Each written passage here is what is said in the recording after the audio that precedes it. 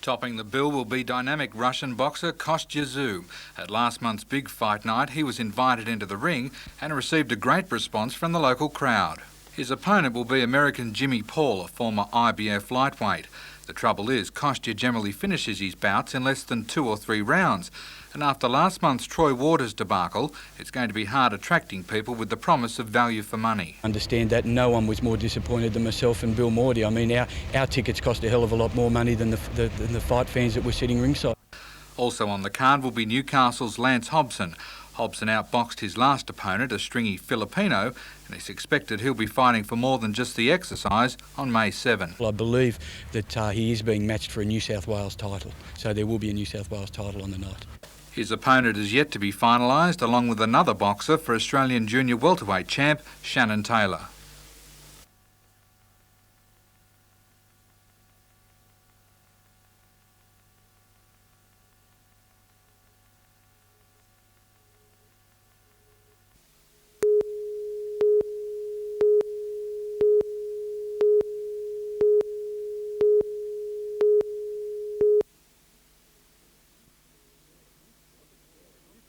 It's a new sport that has taken off across the world, and Team Rollerblade are the best of an estimated 1 million people who have taken up the craze. Hundreds converged on Newcastle Workers Club to watch the daring stunts of the team performed on a half-pipe. But before the exhibition, there was some serious partying to be done, with an under-18s dance party. After the crowd had gone through their dance manoeuvres, it was time for Team Rollerblade to perform theirs. Spectacular handstands, spins and aerial manoeuvres had the audience enthralled. In a sometimes tongue-in-cheek performance, Team Rollerblade showed off the latest acrobatics on wheels. The team members have been impressed with the standard of inline skating they've seen on their one-month tour of Australia. They were so impressed that they included an Australian, Tom Fry, in their routine. Team Rollerblade, who skated down the steps of the White House for President Bush's birthday, will return to America this weekend.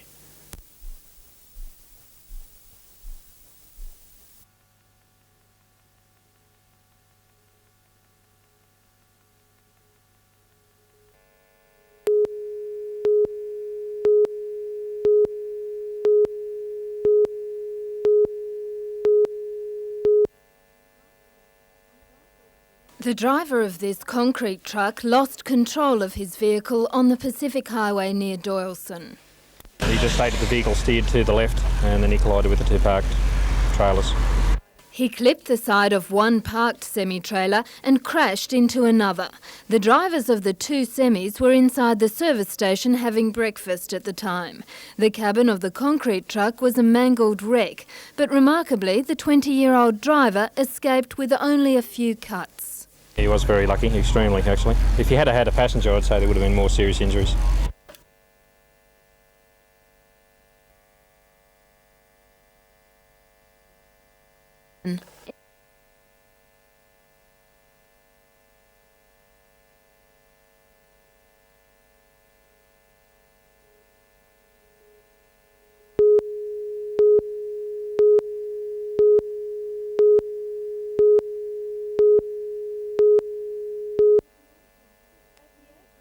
At the age of 6, Camilla Darwin had part of one leg amputated, but that hasn't stopped her excelling at sport.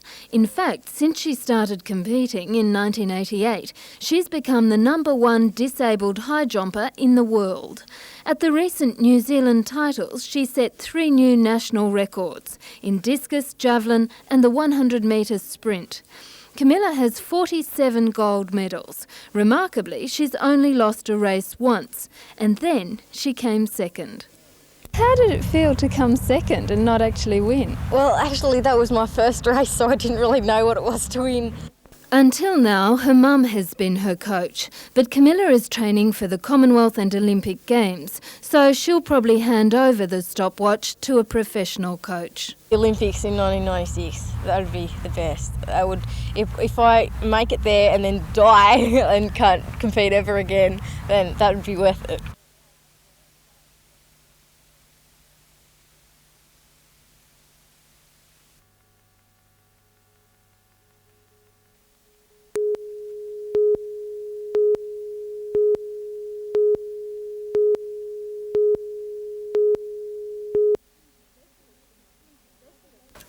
Specialists in the Hunter are the latest doctors to say they will back the Australian Medical Association's threatened industrial action.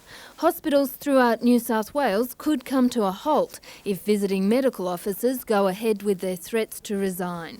The VMOs are the surgeons, the anaesthetists and the other specialists who care for patients while they're in hospital. The Mater, which is sort of probably 80 to 90% VMOs, the Royal, which is 40-50% VMOs, and the John Hunter, which is maybe 20-30% VMOs. Those places will either not be able to work at all, or will it just won't work. The doctors are angry about proposed changes to their terms of employment and planned pay cuts. During a meeting in Newcastle last night, the AMA outlined its strategy to fight the changes. They want the numbers. They want to know who's prepared to hand in their resignation. Well, there was a total agreement to support the resolution.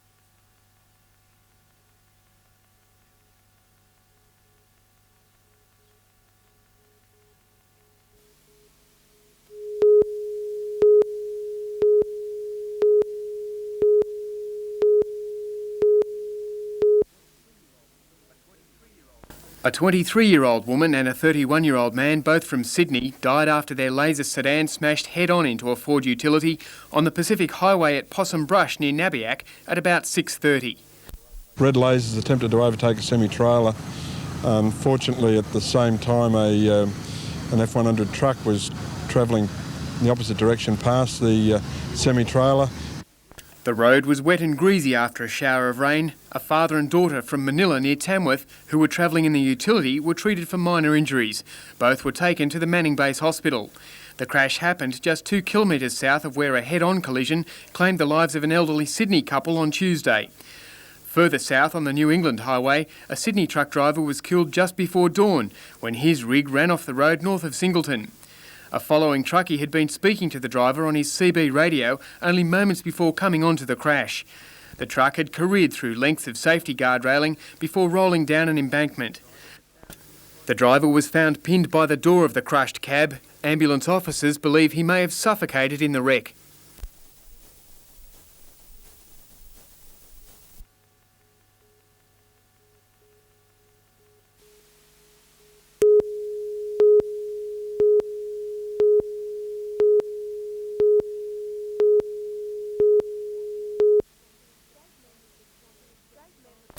State member for Swansea Don Bowman confirmed yesterday that the ALP is very concerned about Alderman Doug Carley's increasing absence from council duties. Questions will also be asked about the spending of the mayoral allowance on expenses not related to council, a recent holiday in Perth and an accident with a council vehicle in Sydney. It's likely the ALP will insist that Alderman Carley resign from the mayoral position, and it appears the dissatisfaction with his performance has been brewing for months. Independent Alderman John Kilpatrick believes the morale of council officers has been severely affected. The morale at the council within the administration at the moment is very, very poor. We are a big organisation, we have a very professional staff, and I feel quite frankly very sorry for the staff. They really are very disillusioned, many of them at the moment.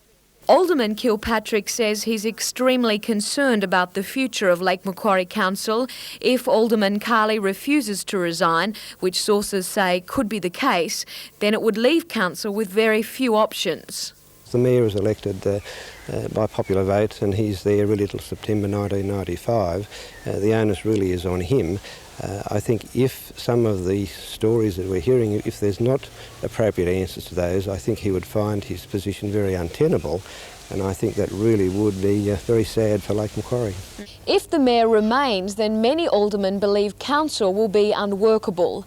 Under that situation, Local Government Minister Jerry Peacock could step in and dissolve the entire council. Again, Alderman Carley could not be contacted for comment. Jodie McKay, NBN News.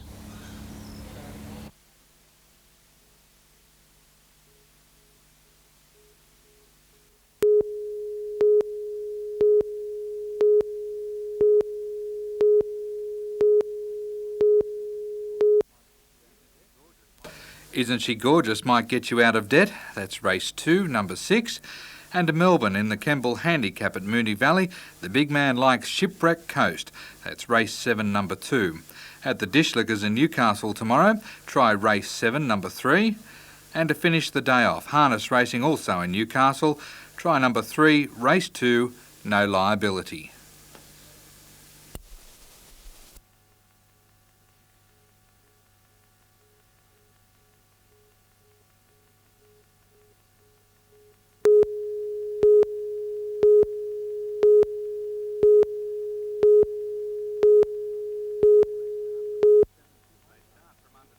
They start from under 7s to A grade, and the heat of competition doesn't change through the grades. The referees may look a little young, but it's all part of developing the sport from within. They don't get a game unless they give service in their umpiring duties, so it builds better citizens. They all learn to give as well as take. Every week over winter they will meet at National Park, rain, hail or shine. Among the draw are 12 teams made up of intellectually handicapped players. Officials say it's the best therapy they could ever have. To Aussie rules and one guy who feels like he could use a helping hand tonight, John Jennison. He pulled on the boots this afternoon for his 300th game with the city side. It may have been his day of glory, but Warners Bay weren't going to let him breeze through it.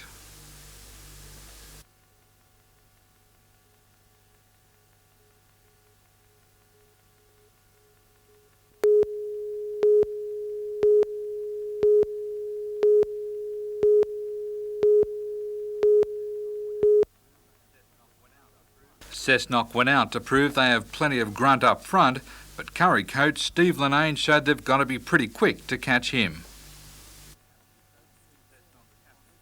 Cessnock's captain coach Steve Fulmer responded, showing he's got just as many skills, particularly when it comes to kick and chase. But it wasn't good enough to get them home. Curry winners 14-10. At St John's Field, a big day for the Butcher Boys. It's their 85th anniversary and Warren Schilling's 100th game. Craig Hammond helped out with a try. His opposite number replied in kind.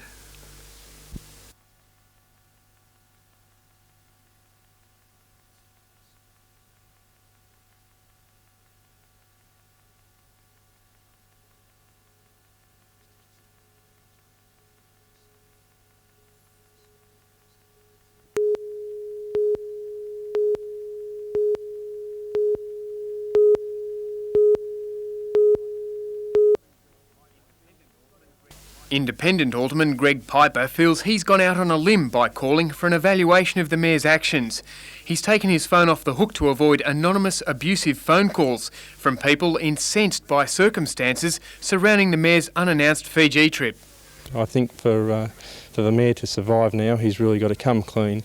That's not to know the nitty-gritty of what's going on, but he has to agree that there is a problem before we can start working with him to help him. Alderman Piper refused to take part in today's extraordinary meeting of independent aldermen, primarily concerned with a breakdown in council objectives. The reputation of the council has suffered badly, and we want to allow the situation to proceed with some haste to settle the situation down. There's very much concern that the public have lost confidence in the council's ability to act effectively. The independents are disturbed by the ALP's apparent desertion of the Mayor as the party goes into damage control, but concede Doug Carley's best option may be to resign as Mayor.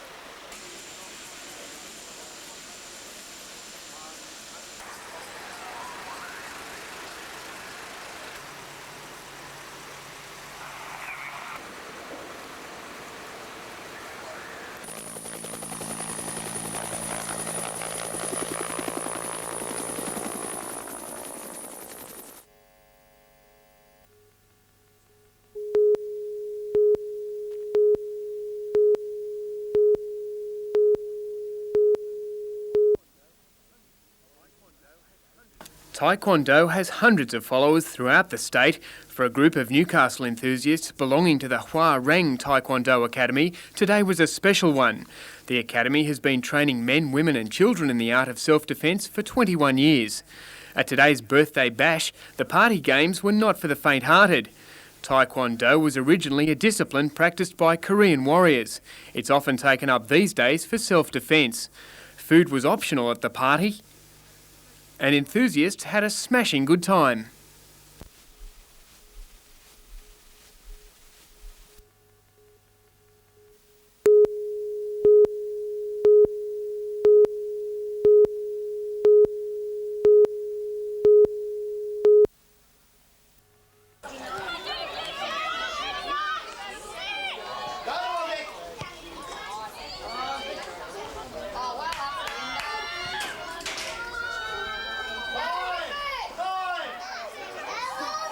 What school, girls? Tara High.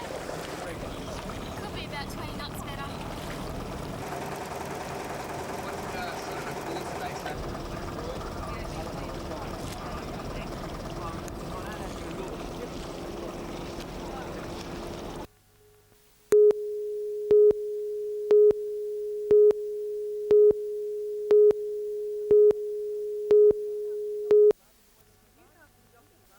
The Newcastle Jockey Club is one of the largest provincial racing organisations in the state. It holds 35 meetings a year, 21 of those on Saturdays or public holidays.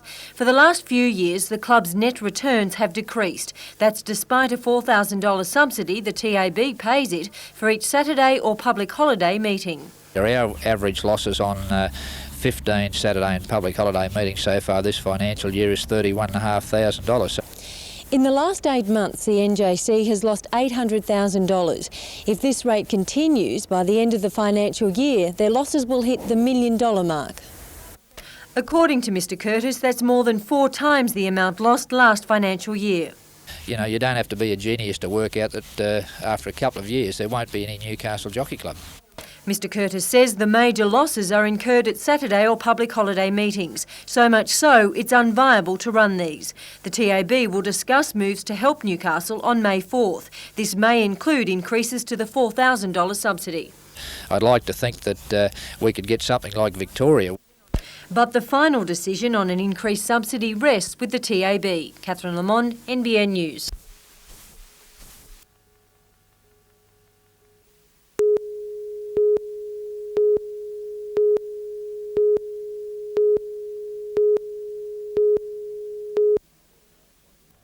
Oh, well, you know, it's obviously a disappointment, but, you know, I've had plenty of those over the past couple of years, so, you know, it's just something to get on with and makes me a little bit more determined for next time. Glanville believes the Knights' poor form of the last few weeks cost him and others an Origin jersey. Obviously it has. I mean, you know, naturally if the side was playing well and we were winning a few games, you know, well, you know, I guess there'd be a few more of us considered. To turn around the Knights' recent run of losses, Glanville believes 2 main areas needing work are defence and ball possession. We've let a few sides in, you know, for the last couple of games they've scored 20 points or more, so I think we've got to get our defence a little bit better and, you know, hang on to the ball a bit more. We certainly aren't controlling the ball as well as we were this time last year. The other night was probably an improvement to some degree. Hagan also believes things aren't going the Knights' way. The ball maybe doesn't stick or doesn't bounce your way. For example, we put up probably 6 high balls at the weekend and Gold Coast didn't come up with a mistake, or we didn't get 6 more tackles where we've probably been coming up with those mistakes ourselves. So I'm sure if we keep chipping away we can turn things around. Apart from the on-field form, the Knights will also have to take stock of their growing injury list.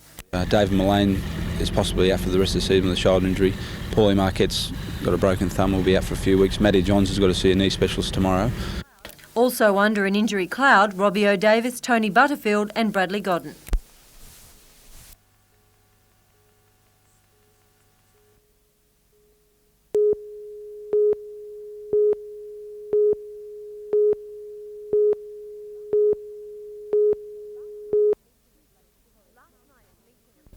Last night's meeting of Lake Macquarie Council was crucial for Mayor Doug Carley.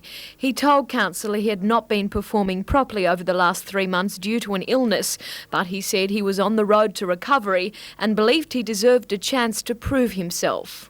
I believe you owe it to me as an alderman who has been here for some years and performed as well as I did over the 15 months, that opportunity.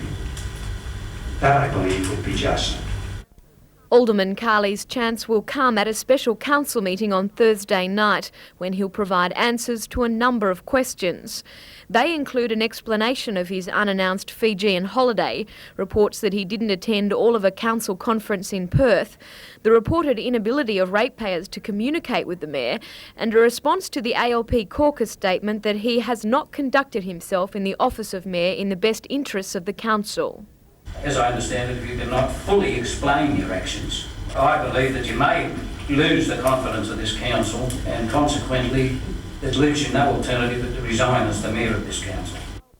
Alderman Carley told the meeting he didn't know if he could elaborate on the answers he'd already provided.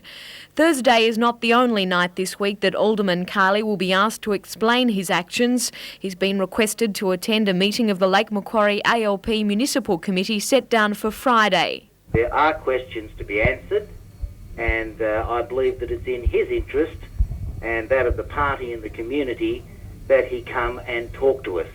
If he can satisfy us, then we're quite happy to give him a ringing endorsement.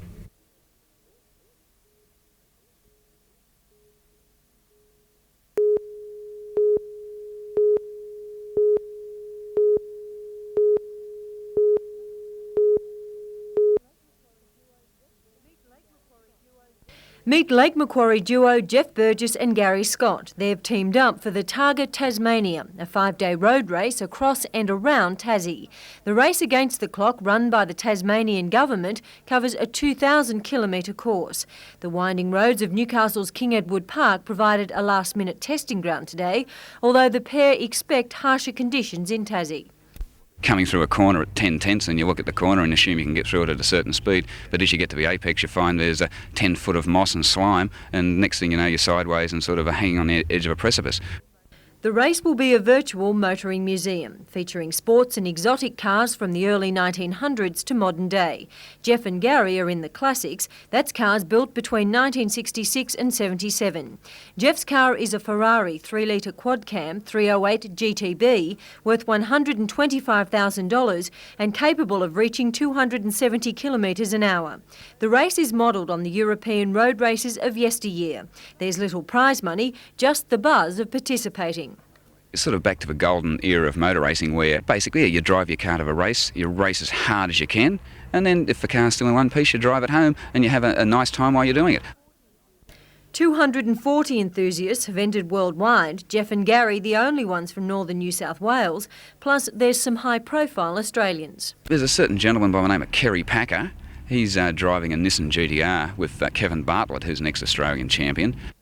Jeff leaves for Tasmania tomorrow. The race starts Wednesday week.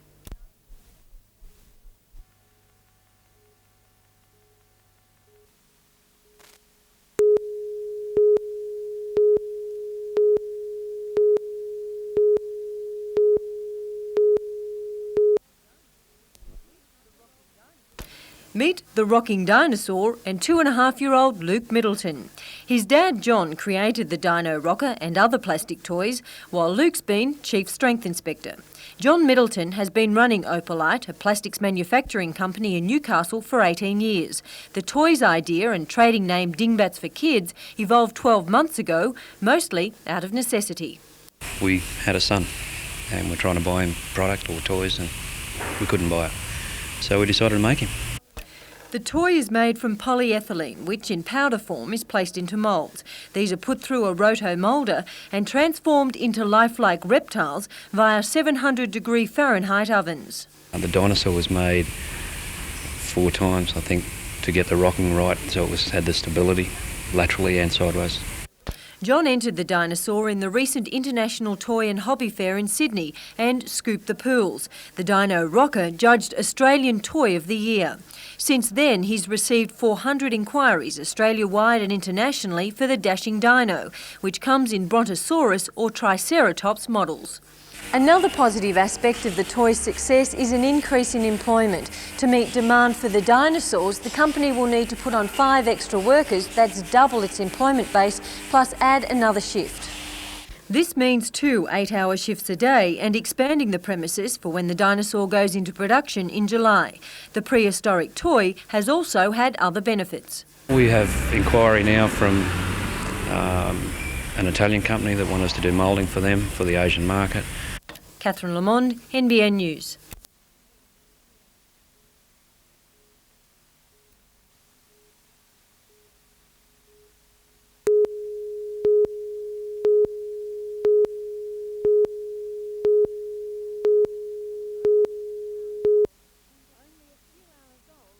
Only a few hours old, Angus was the centre of attention today. Angus is Heather and Michael Bevan's 3rd child. While they didn't want to have the baby at home, they also didn't want a clinical hospital delivery. Instead, they chose the John Hunter's Birth Centre. This is the closest thing to having a home birth without actually being there. The room is comfortable, medical equipment is concealed, but most importantly, the mother determines what painkillers she needs and how much assistance she wants from midwives.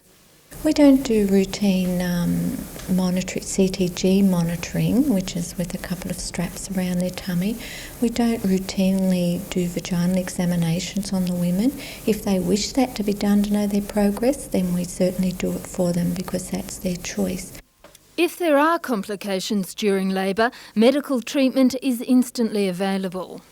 We wanted a home atmosphere, but with the knowledge and the support that we were going, if something went wrong, we were in the right place to have anything like taken care of. The birth centre is extremely popular, with demand outstripping supply. Jane Anderson, NBN News.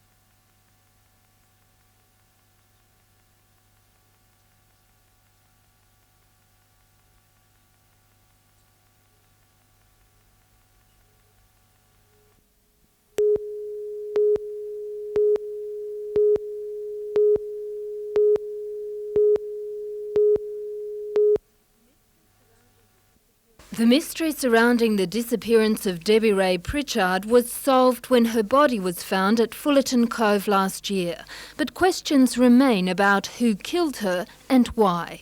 A recent coronial inquest heard conflicting evidence from people who believed they'd seen Debbie Pritchard the night she disappeared. Coroner Brown has delivered an open finding. At this stage, our inquiries effectively have been exhausted. We've explored all avenues we considered were relevant. The homicide squad hasn't given up the search for Debbie Pritchard's killer. Detective Hetherington has called on the public for any information that could shed more light on the events of March 7, 1982. Should any member of the public be aware of some information they feel may be relevant, regardless of how insignificant they believe it may be, we'd appreciate them contacting our office so that we can follow it up. A post-mortem on the remains didn't reveal a cause of death. Jane Anderson, NBN News.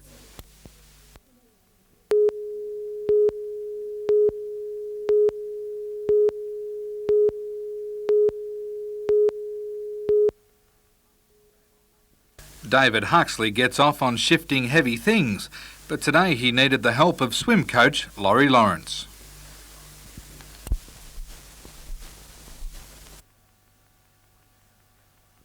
The The jet weighed in at around 105 tonnes, and Huxley had to drag it 25 metres to break the world record.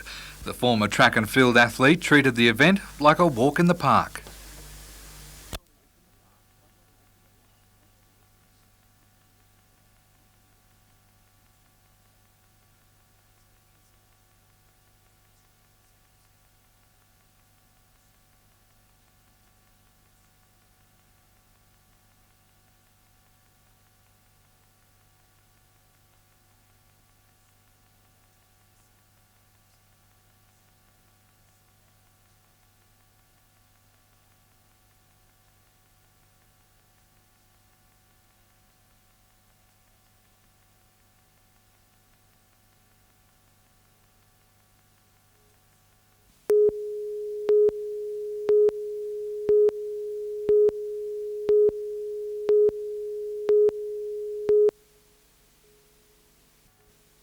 There's a group of people in the small pioneering village of Wollombi who take their religion seriously. When the Catholic diocese closed the small St Michael's Church 2 years ago, locals bought it and vowed to maintain it as a church. Since then, they've managed to restore much of the interior, stripped when the church was closed, and today a lay minister conducted a service. My first impression, my first reaction is one of enormous sadness. That there should be a Catholic church here where the Blessed Sacrament is not kept, a Catholic church where Mass is not said. The Friends of St Michael's organised a fundraising fete coinciding with the 150th anniversary of the first service in the old sandstone church.